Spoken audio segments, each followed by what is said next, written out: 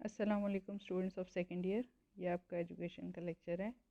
ہم نے اپنا تھرڈ چیپٹر سٹارٹ کیا ہوا ہے جو کہ ہے پاکستان کی تعلیمی پالیسیاں اور منصوبے. ٹھیک ہے, اس کے ہم فرسٹ 2-3 ٹاپکس پڑھ چکے ہیں. آج جو ہمارا ٹاپک ہے وہ ہے قومی تعلیمی پالیسی 1972-80. اس کی میں ریڈنگ کرتی جاتی ہوں, ساتھ ساتھ ہم اس کو جو ہے وہ میں آپ کو ایکسپلین کرتی جاؤں گی. دسمبر 1971 میں مشرقی پاکستان کی علیحدگی کے بعد پیپلز پارٹی کی حکومت برسر اقتدار آئی. ذوالفقار علی بھٹو نے اس پالیسی کا اعلان کیا.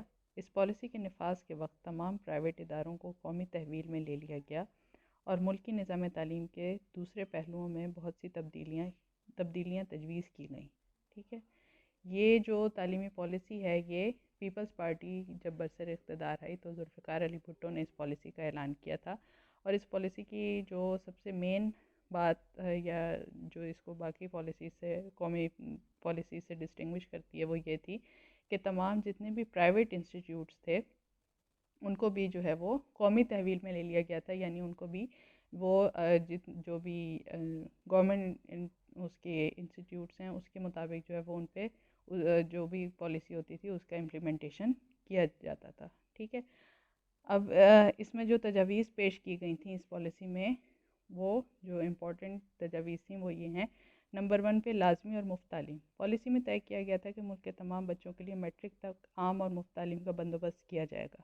ٹھیک ہے, یعنی میٹرک تک جو ہے وہ عام تعلیم ہوگی اور لازمی ہوگی ہر بچے کے لیے حاصل کرنا, اور یہ بالکل فری آف کاسٹ یا وداؤٹ پیئنگ اینی فی, کسی قسم کی جو ہے وہ فیس نہیں لی جائے گی اور مفت ہوگی تمام بچوں کے لیے.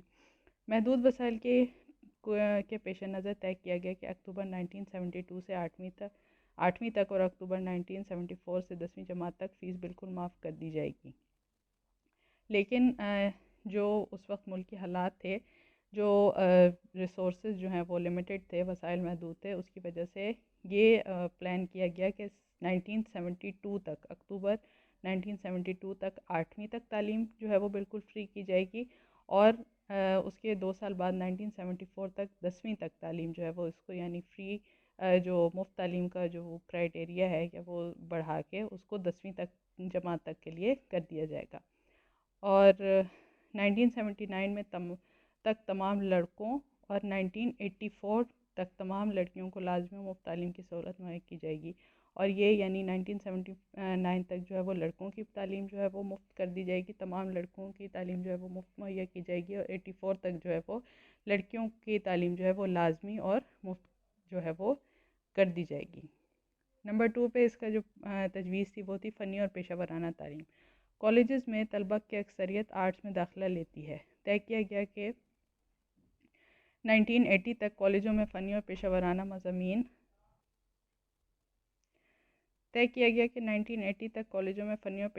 مضامین کا اجرا کیا جائے گا. پیشوں کے متعلق مضامین میں 40%, سائنس مضامین میں 30% اور باقی 30% طلبہ کو آرٹس میں داخل کیا جائے گا. جن کالجز میں سائنس مضامین نہیں پڑھائے جا رہے وہاں سائنس کا اجرا کیا جائے گا. یعنی جو ٹیکنیکل ایجوکیشن ہے وہ اور جن کو ہم ووکیشنل ٹریننگ انسٹیٹیوٹس کہتے ہیں ان کو وہ بنانے کے جو ہے وہ تجویز پیش کی گئی کہ جو میکسیمم میجورٹی اسٹوڈنٹس ہیں وہ آرٹس کے سبجیکٹ سلیکٹ کرتے ہیں. اس لیے 1980 میں تمام تک کالجز میں فنی اور پیشہ ورانہ مضامین, ٹھیک ہے, جن کو ہم ٹیکنیکل سبجیکٹس کہتے ہیں, ان کو جو ہے وہ انٹروڈیوس کرایا جائے گا تاکہ زیادہ سے زیادہ اسٹوڈنٹس جو ہیں وہ ان میں انرولمنٹ وہ سبجیکٹ سلیکٹ کر سکیں, ان میں کالجز میں انرولمنٹ ہو اسٹوڈنٹس کی. پیپلز اوپن یونیورسٹی کا قیام. دوسرے ممالک کی طرح ایسی یونیورسٹی قائم کی جائے گی جو خط و کتابت, ریڈیو اور ٹیلی ویژن پروگرامز اور جز وقتی کلاسوں کی سہولت مہیا کرے گی. اس میں ایسے لوگوں کو تعلیمی سہولیات مہیا کی جائیں گی جو مختلف وجوہات کی بنا پر صبح کی کلاسز میں باقاعدہ تعلیم جاری نہیں رکھ سکتے. اس یونیورسٹی کا نام اب علامہ اقبال اوپن یونیورسٹی ہے. ٹھیک ہے, پیپلز اوپن یونیورسٹی یعنی ایسی یونیورسٹی کا قیام جس میں باقاعدہ جو ہے وہ ایک مخصوص ٹائم پہ, جیسے صبح کے ٹائم پہ انسٹیٹیوٹ تعلیمی اداروں میں تعلیم کا آغاز ہوتا ہے, اس قسم کی جو ہے وہ پابندی نہیں ہوگی, بلکہ مختلف ذرائع ابلاغ کو استعمال کرتے ہوئے، جس میں خط و کتابت ہے، ریڈیو یا ٹیلی ویژن، اس قسم کے مینز آف کمیونیکیشن کو یوز کرتے ہوئے جو ہے وہ تعلیم دی جائے گی، تاکہ جو لوگ ایک اسپیسیفک ٹائم میں، مارننگ ٹائم میں اپنے تعلیم مکمل نہیں کر پاتے مختلف وجوہات کی بنا پر، ان کی تعلیم کا حرج نہ ہو اور وہ اس ایسے پروگرامز کے ذریعے جو ہے وہ اپنی تعلیم مکمل کر سکیں یا اپنی ڈگریز کمپلیٹ کر سکیں۔ اب جو پیپلز اوپن یونیورسٹی ہے، اس کا موجودہ نام جو ہے وہ علامہ اقبال اوپن یونیورسٹی ہے، ٹھیک ہے۔ نیکسٹ اس کا پوائنٹ تھا نیشنل بک فاؤنڈیشن۔ کتاب کا ایک ایسا ادارہ نیشنل بک فاؤنڈیشن قائم کیا جائے جو کتابوں کی تصنیف و تالیف، ترجمہ اور اشاعت کا ذمہ دار ہوگا۔ پاکستان پرنٹنگ کارپوریشن کو اس ادارے کا حصہ بنا دیا جائے گا، ٹھیک ہے۔ باقاعدہ ایک الگ سے ادارہ قائم کر دیا جائے، ایک ڈپارٹمنٹ ہو جو کہ کتابوں کی جتنی بھی بکس سلیبس کے اکارڈنگ جو ہیں وہ پبلش ہوتی ہیں، لکھی جاتی ہیں، ان کا سلیبس ڈیزائن ہوتا ہے، وہ سب اس ادارے کے انڈر آ جائے۔ اور ساتھ ساتھ پاکستان پرنٹنگ پریس جو ہے، جو حکومتی پرنٹنگ پریس ہے، اس کو بھی جو ہے اس ادارے کا حصہ بنا دیا جائے، یعنی پرنٹنگ بھی جو ہے وہ سرکاری طور پہ یا حکومتی ادارے کے انڈر ہو۔ اس کے بعد آتا ہے امتحانات، ٹھیک ہے۔ پہلی جماعت سے 5ویں تک سالانہ ترقی سال بھر کی کارکردگی کی بنیاد پر بغیر امتحان دینے کا فیصلہ کیا گیا، یعنی پہلی کلاس سے لے کے کلاس 1 سے لے کے کلاس 5 تک کسی قسم کے امتحان نہیں لیے جائیں گے، صرف ان کی جو ایئرلی پروگریس ہو اسی پہ بچے کو پروموٹ کر دیا جائے اگلی کلاس میں۔ 5ویں سے 9ویں جماعت تک سالانہ ترقی کا دار و مدار سال بھر کی کارکردگی اور سالانہ امتحان پر رکھا گیا۔ اس کے بعد 5ویں یعنی 5th کلاس سے لے کے 9th کلاس تک ایئرلی پروگریس بھی دیکھی جائے، اور پھر اس کے بعد اینول ایگزام بھی لیا جائے، اور 12ویں کے امتحانات بورڈ کے ذریعے کروانے کا نظام برقرار رکھا گیا۔ اور جو 12ویں کا امتحان ہے، جو انٹرمیڈیٹ کا امتحان ہے، وہ جو ہے وہی بورڈ کے ذریعے کنڈکٹ کرایا جائے۔ اس کے بعد پوائنٹ ہے تعلیمی اداروں کو قومی تحویل میں لینا۔ اس پالیسی کے تحت 1 ستمبر 1972 سے ملک کے تمام نجی کالج اور 1 اکتوبر 1974 سے تمام نجی اسکول قومی تحویل میں لے لیے گئے۔ ان اداروں کے اساتذہ کو سرکاری اداروں کے برابر تنخواہ اور دوسری مراعات دی گئیں۔ یہ بھی طے کیا گیا کہ نجی اداروں کے مالکان کو کوئی معاوضہ نہ دیا جائے گا، یعنی جتنے بھی پرائیویٹ انسٹیٹیوٹس تھے، تعلیم کے ادارے تھے، جتنے بھی نجی ادارے تھے، ان سب کو قومی تحویل میں لے لیا گیا، یعنی تعلیم کا معیار تمام لوگوں کے لیے ایک سا کر دیا گیا۔ ہر جگہ کی پالیسی ایک سی ہوگی، ہر جگہ کا سلیبس ایک سا ہوگا، ہر جگہ کا سسٹم ایک سا ہوگا۔ یہ اس تجویز کا بنیادی مقصد یہ تھا، ٹھیک ہے۔ فوجی تربیت، طلبہ کو ملکی دفاع کا اہل بنانے کے لیے فوجی تربیت لازمی کر دی گئی۔ اس مقصد کے لیے طلبہ کو مفت یونیفارم اور آئندہ کلاسوں کے داخلے میں اضافی نمبروں کی سفارش کی گئی۔ طالبات کے لیے بھی یہ تربیت لازمی تھی۔ فوجی تربیت ملک یعنی ڈیفنس ٹریننگ جو ہے وہ تمام اسٹوڈنٹس کے لیے کمپلسری کر دی گئی، اور جو ہے اس کے ایکسٹرا جو ہے وہ نمبر جو ہے اس میں ایڈ کیے جاتے تھے ان کے رزلٹ میں۔ یونیورسٹی گرانٹس کمیشن 1959 کی تعلیمی پالیسی میں یونیورسٹی گرانٹس کمیشن کے قیام کی سفارش کی گئی تھی، لیکن 1972-80 کی پالیسی کے تحت اس کا قیام عمل میں آیا۔ اعلیٰ تعلیم اور یونیورسٹی کے تمام معاملات کے فیصلہ کرنے اس کمیشن کے دائرہ اختیار میں ہے۔ اس کمیشن کا موجودہ نام ہائر ایجوکیشن کمیشن ہے۔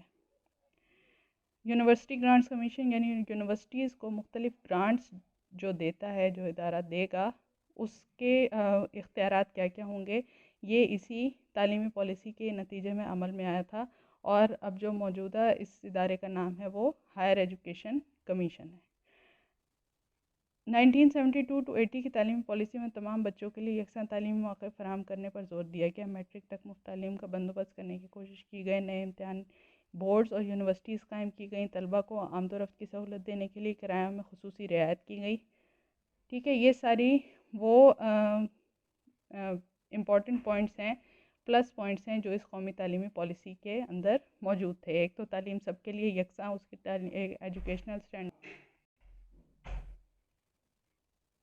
وہ سب کے لیے یکساں کر دیے گئے۔ نمبر 2 پہ جو ہے وہ یعنی تعلیم جو ہے وہ سب کے لیے ایک سٹینڈرڈ کی موجود ہو، چاہے وہ سرکاری اسکول ہیں چاہے وہ پرائیویٹ اسکول ہیں، ٹھیک ہے۔ اس کے بعد جو ہے وہ میٹرک تک تعلیم سب کے لیے مفت کر دی جائے، اور نمبر 3 پہ جو تھا وہ طلبہ کے لیے بہت سی مراد مختلف قسم کی، جیسے آمد و رفت کی سہولت ہے، ہیلتھ کارڈز ہیں، یہ ساری چیزیں، یہ خصوصیات تھیں اس تعلیمی پالیسی کی۔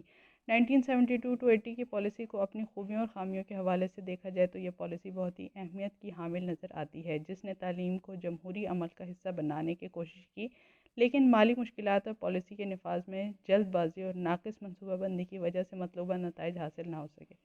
اب اس پالیسی کی جو ہے 1972 کی جو ہم نے قومی تعلیمی پالیسی پڑھی ہے، اس کے بہت سارے پلس پوائنٹس موجود تھے، لیکن ایک تو وسائل کی کمی کی وجہ سے، دوسرا وداؤٹ اینی پلاننگ جو اس کا امپلیمنٹیشن کیا گیا اس کی وجہ سے اس کی اتنے فروٹفل جو ہے وہ رزلٹ سامنے نہیں آئے جتنی یہ افیکٹو ہو سکتی تھی اپنی ان تجاویز یا ان خصوصیات کی وجہ سے۔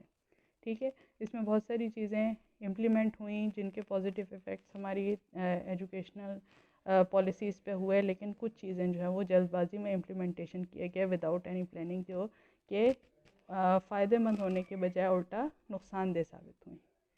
ٹھیک ہے، یہ آپ کی ٹاپک اس کا کمپلیٹ ہو گیا، قومی تعلیمی پالیسی 1972-80 کا، اور یہ جو ہے اس کو اچھی طرح سے سمجھ کے پڑھنا ہے، یاد کرنا ہے، کیونکہ یہ امپورٹنٹ کوسچن ہے اور یہ آپ کے بورڈ کے ایگزامس میں آتا ہے۔ نیکسٹ ہمارا ٹاپک ہوگا انشاءاللہ قومی تعلیمی پالیسی 1979۔ اس کی آپ نے ریڈنگ کرنی ہے، آج والی اچھی طرح سے یاد کر لینی ہے، اور اس کی قومی تعلیمی پالیسی 1979 کی آپ نے ریڈنگ کر کے رکھنا ہے۔ ٹھیک ہے، پھر انشاءاللہ اس کو پڑھیں گے۔ Okay second year.